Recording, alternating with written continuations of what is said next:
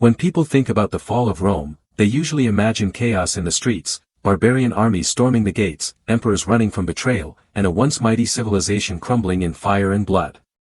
But the truth is far more dangerous than that. Rome did not collapse in one night. It did not die in a single battle. It did not vanish because one enemy was stronger or one ruler was weaker. Rome fell the way great powers usually fall, slowly, quietly, and from within. And at the heart of that collapse was something most people never think about when they hear the word empire. Money. Not just money in the simple sense of coins and trade, but money as trust, money as stability, money as the invisible promise that a society makes to itself that today's effort will still have value tomorrow. For centuries, the Roman denarius carried that promise. It was the economic backbone of the empire, the coin people believed in, the coin soldiers were paid with, the coin merchants trusted, the coin families saved, the coin that allowed a massive civilization to function across thousands of miles. As long as the denarius held its value, Rome could project strength. As long as people trusted the coin, they trusted the system behind it. But that trust was fragile, and Rome eventually did what weak systems always do when pressure rises: it tried to solve a real problem with a fake answer. The state was expensive. Armies had to be funded. Borders had to be defended.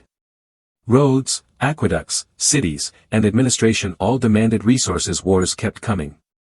Enemies kept pressing. Political instability kept draining the treasury. And instead of admitting that the empire was living beyond its means, Roman rulers reached for the oldest trick in the book: they debased the currency. They kept the face of the coin, but quietly stripped away the substance inside it. The denarius still looked official. It still carried the mark of Rome. It still passed from hand to hand. But bit by bit, year by year, it became less real. That is how collapse begins in an advanced civilization. Not with a dramatic announcement, but with a slow replacement of truth by appearance. At first, people may not notice. The changes are small. The coin still buys enough. The market still works. The empire still appears strong. But ordinary people are not blind. They feel it first in the marketplace, then in their homes, then in the way their daily lives become harder for reasons nobody in power wants to explain honestly. The same amount of grain costs more. The same wage buys less. The same savings no longer stretch as far.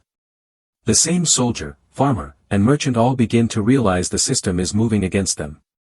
And once that realization spreads, something far more dangerous than inflation begins to take hold: suspicion. People stop believing the coin is reliable. They begin to treat official money as something to escape, not something to keep. They demand more of it for the same goods, or they refuse it entirely if they can find a better option. They turn to gold, barter, stored goods, land, and anything else that can survive the empire's weakening promise. This is where the danger becomes systemic. A currency only works when people trust that others will accept it tomorrow. The second that trust breaks, the currency is no longer just weak, it is unstable. Once instability spreads, the state is forced into a terrible cycle. The more the government needs money, the more it weakens the money to get it. The more it weakens the money, the less people trust it. The less people trust it, the more the government has to spend just to keep the system alive. That cycle is not reform. It is self-destruction wearing a crown. Rome did not see itself that way, of course. It saw itself as eternal, glorious, destined. That is what makes the story so tragic. Empires often believe their scale protects them from the consequences of their own mistakes. They think size is the same as safety. They think tradition is the same as strength. They think the public will adjust forever. But no society can survive forever on a currency that is becoming more and more disconnected from reality. When the money stops representing real value, every part of civilization becomes more expensive to maintain. Trade slows down. Contracts become harder to trust. Tax collection becomes more difficult. Soldiers demand higher compensation. Merchants become cautious. Farmers hold back. Ordinary people start hoarding what truly matters and letting the weak money move as quickly as possible through their hands. In other words, the currency stops behaving like a store of value and starts behaving like a disease everyone wants to pass on before it worsens. That is what Rome unleashed on itself. And the worst part is that the people in power kept pretending the damage was temporary. They kept acting like the problem was manageable. They kept trying to mask decline with authority. But no empire can command confidence back into existence once it has already been broken. That is the key lesson hidden inside the Roman currency crisis. The destruction of money is not just an economic event. It is a psychological one. It tells citizens that the state is willing to lie to preserve itself. It tells them that the future may not be safer than the present. It tells them that obedience may not be rewarded. And once that message spreads, society begins to tilt. Not all at once. Not with a crash. But with a slow, persistent weakening that eventually leaves even the strongest institutions unable to stand. That is why Rome matters. Not because it was the first empire to struggle, but because it showed the world what happens when a civilization chooses to damage its own money in the hope that nobody will notice until it is too late. That is why Rome still matters today, even after centuries have passed and the empire itself has turned into history, dust, ruins, and warnings written into books. Because Rome was not just destroyed by enemies at the border, it was weakened by the slow corruption of its own money, and that is the part people forget until it is too late. An empire can survive a lot of things. It can survive bad leaders for a while. It can survive wars, unrest, corruption, and even long stretches of decline. But once people stop believing in the currency, once they stop trusting that the value in their hand is real, the entire structure begins to shake at the deepest level. Rome's tragedy was not only that its coins lost silver. Its tragedy was that its people slowly lost faith in the system behind those coins. And when that faith disappeared, everything else became harder to hold together.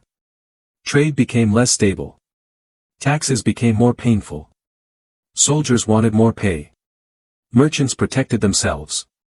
Families tried to save whatever they could. The state kept demanding loyalty, but it had already damaged the foundation that loyalty depends on.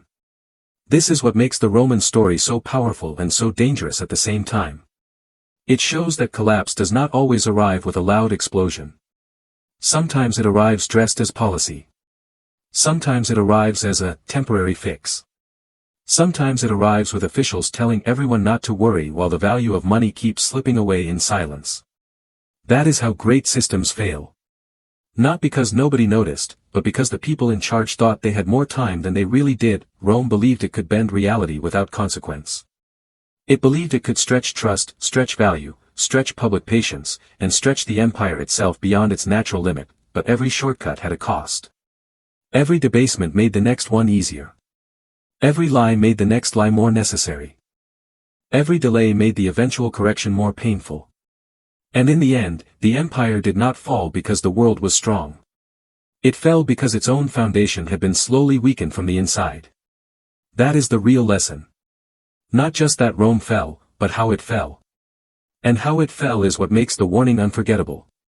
Because whenever money is separated from real value for too long, whenever governments pretend that trust can be printed, whenever people are told that the system is stable while their purchasing power keeps shrinking, the Roman story begins to repeat itself. Different century, different language, different rulers, same pattern. And once you understand that pattern, history stops being just history. It becomes a mirror.